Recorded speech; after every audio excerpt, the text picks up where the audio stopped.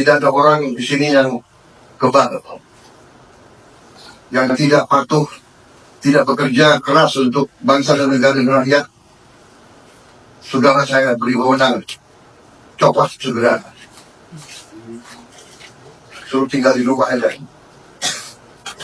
daripada bikin susahnya. Ancaman berat bagi kita, judi online, narkoba, penyelundupan, penyelewengan, korupsi, kebocoran. Hanya dengan penegakan hukum yang tegas dan intelijensi yang baik, bukti-bukti yang kuat bisa kita segera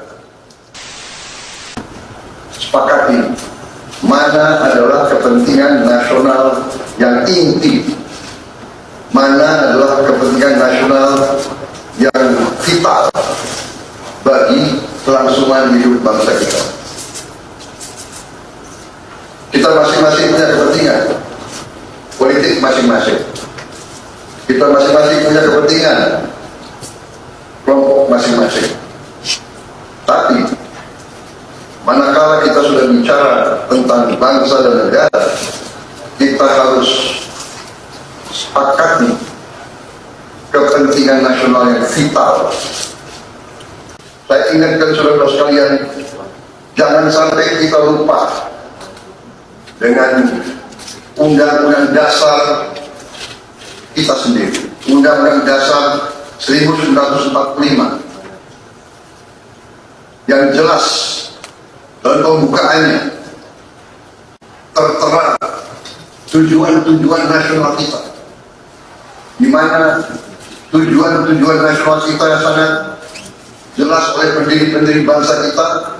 Tujuan pertamanya adalah melindungi segenap bangsa Indonesia dan seluruh tumpah darah Indonesia. Ini tujuan nasional yang pertama. Janganlah kita bangga menjadi anggota G20 kalau rakyat kita masih banyak yang miskin, masih banyak yang lapar. Mencerdaskan kehidupan bangsa mutlak. Pendidikan bagi kita adalah prioritas yang sangat tinggi. Yang penting kita bekerja dengan efisien. Yang penting kita tidak bekerja dengan seenaknya.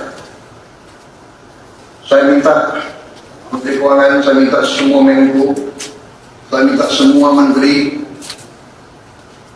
telusuri lagi alokasi APBN.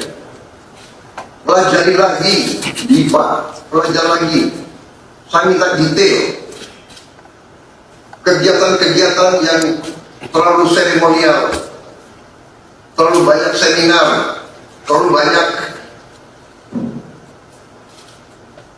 tata sehat, terlalu banyak konferensi, terlalu banyak perjalanan luar negeri, mohon dikurangi. Kita harus memberi contoh. Fokus kita adalah pembangunan ekonomi, kesejahteraan rakyat ke dalam. Jangan mengada-ada studi banding belajar pramuka ke negara lain. Saya minta efisien. Ada pembicaraan oleh rakyat kita bahwa birokrasi pemerintah kita sering mempersulit, bukan mempermudah keperluan rakyat.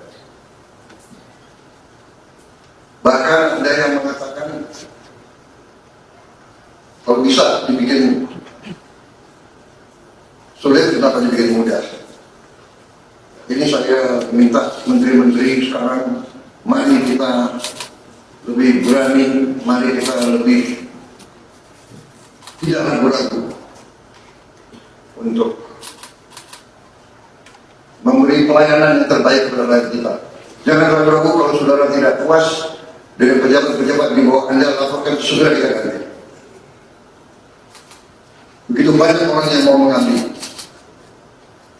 Tidak ada orang di sini yang kebal, yang tidak patuh, tidak bekerja keras untuk bangsa dan negara dan rakyat.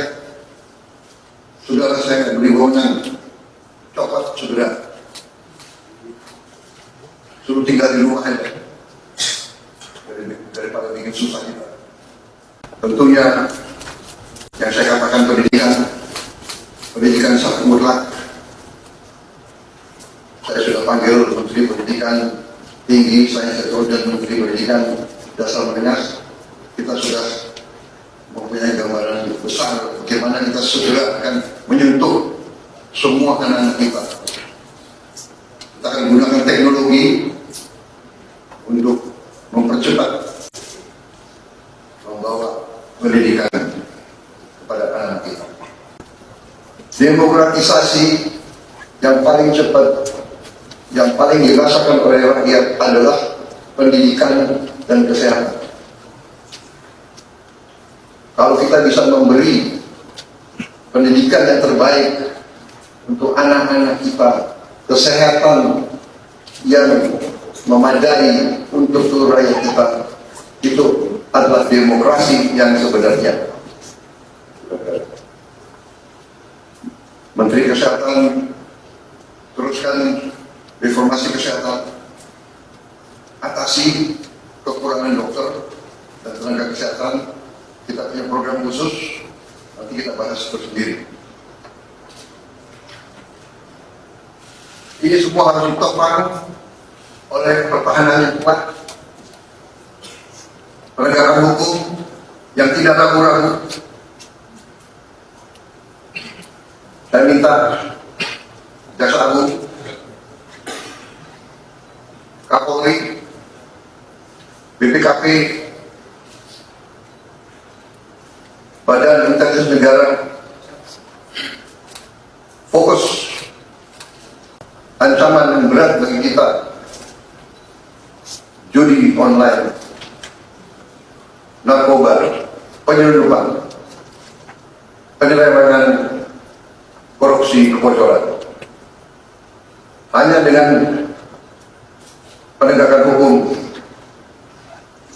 yang tegas dan intelijen yang baik, bukti-bukti yang kuat, bisa kita segera mitigasi paling semua.